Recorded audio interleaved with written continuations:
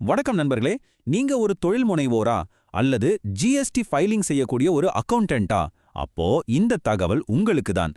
March 2026 மாசத்துக்கான GST return file பண்ணும்போது நாம எல்லாரும் ஒரு மிக முக்கியமான விஷயத்த கவனிக்கணும்.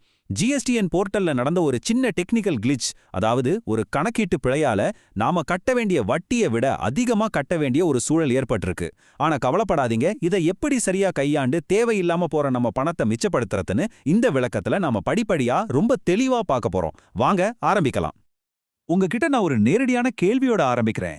ஜிஎஸ்டி போர்ட்டல் உங்களிடம் அதிகமா வட்டி வசூலித்திருக்கிறதான்னு உங்களுக்கு தெரியுமா? ஒருவேளை உங்களுக்கே தெரியாம அது நடந்திருக்கலாம். ஒரு ஆட்டோமேட்டட் சிஸ்டம்ல ஏற்பட்ட ஒரு சின்ன தொழில்நுட்ப பிழை நம்ம பணத்தை நமக்கே தெரியாம எடுத்துக்க வாய்ப்பு இருக்கு. என்னது இது, நம்ம காசுக்கே நமக்கா வேட்டு அப்படின்னு நினைக்கிறீங்களா? ஆனா கவலைப்படாதீங்க, இதுக்கு ஒரு ரொம்ப ரொம்ப எளிமையான தீர்வு இருக்கு. அதைத்தான் நாம இப்ப விளக்கமா பார்க்க போறோம். பாருங்க, ஜிஎஸ்டிஎன் அதாவது சரக்கு மற்றும் சேவை வரி நெட்வொர்க் அவங்களே அதிகாரப்பூர்வமா அட்வைசரி 657 அப்படின்னு ஒரு முக்கியமான அறிவிப்பை வெளியிட்டிருக்காங்க. இதுல அவங்களோட சிஸ்டம்ல ஒரு தொழில்நுட்ப கோளாறு ஏற்பட்டதை அவங்களே ஒத்துக்கிட்டாங்க. அதனால இது நாம சாதாரணமா எடுத்துக்க வேண்டிய விஷயம் இல்ல. இதுக்கு நாம உடனடியா கவனம் செலுத்தியே ஆகணும். சரி, இப்ப பிரச்சனையோட ஆணிவேர் என்னன்னு தெளிவா சொல்றேன். நீங்க மார்ச் 2026 மாசத்துக்கான ஜிஎஸ்டிஆர் 3B ரிட்டர்னை தாக்கல் செய்யும் போது அதுல டேபிள் 5.1ல பிப்ரவரி மாசத்துக்கான வட்டி தொகைன்னு ஒன்னு தானாவே, அதாவது ஆட்டோ பாப்புலேட் ஆகி காட்டும்.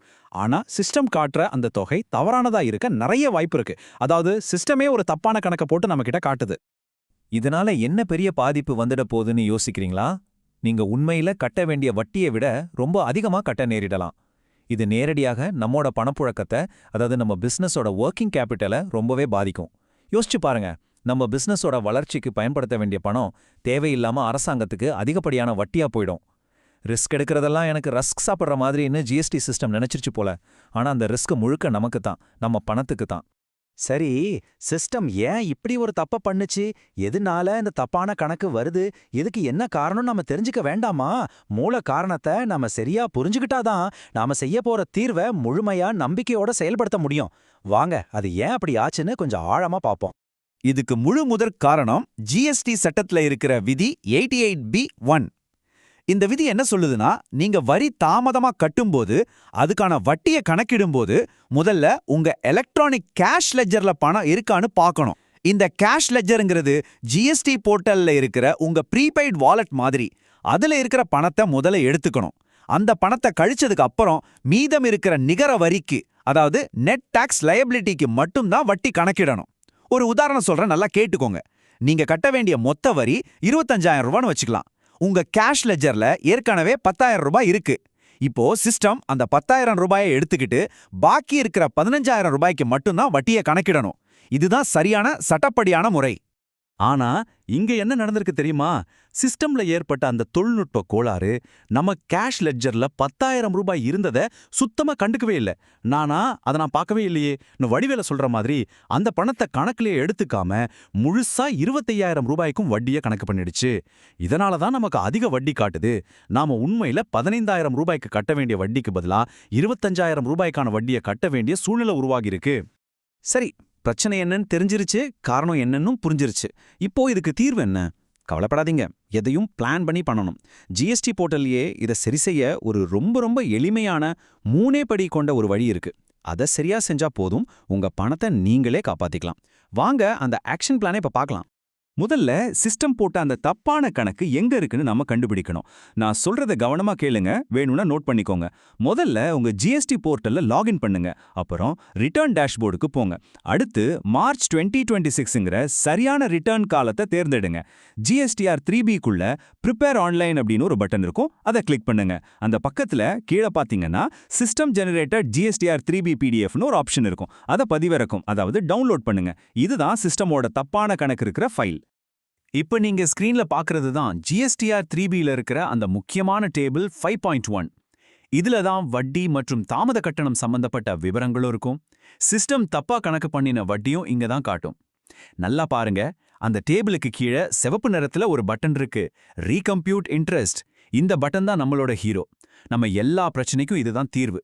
இது ஒரு கிளிக் பண்ணா போதும், மேஜிக் மாதிரி எல்லாம் சரியாயிடும்.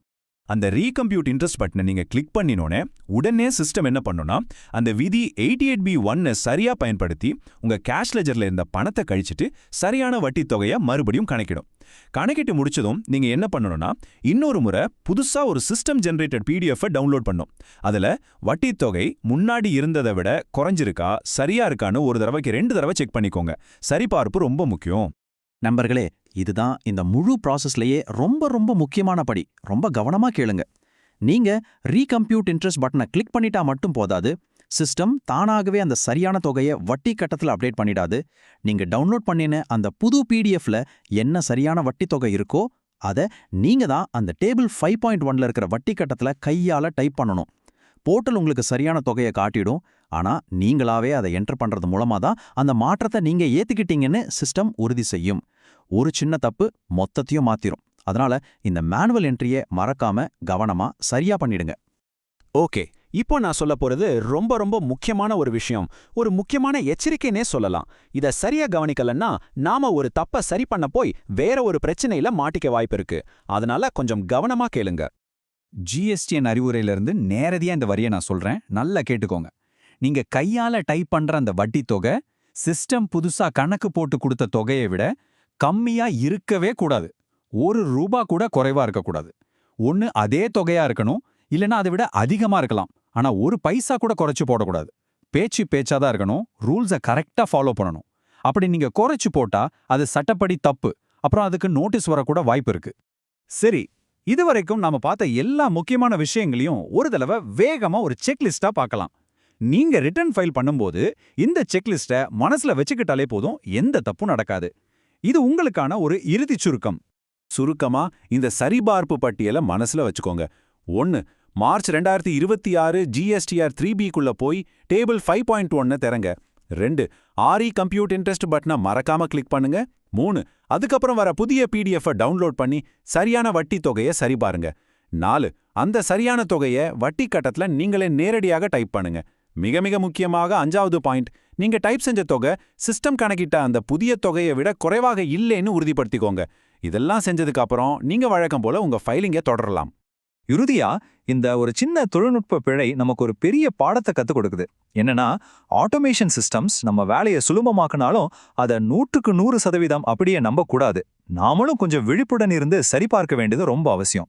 இந்த விளக்கம் உங்களுக்கு பயனுள்ளதாக இருந்திருக்கும் நான் மனப்பூர்வமா நம்புறேன். இது போல பல பயனுள்ள தகவல்களுக்கு எங்களது பிக்வி கன்சல்டன்சி யூடியூப் சேனலுக்கு மறக்காம சப்ஸ்கிரைப் செய்யுங்கள். இந்த வீடியோக்கு ஒரு லைக் போட்டு இதை உங்க தொழில் நண்பர்களுக்கும் ஷேர் பண்ணுங்க. உங்க கருத்துக்களை கமெண்ட்ல சொல்லுங்க.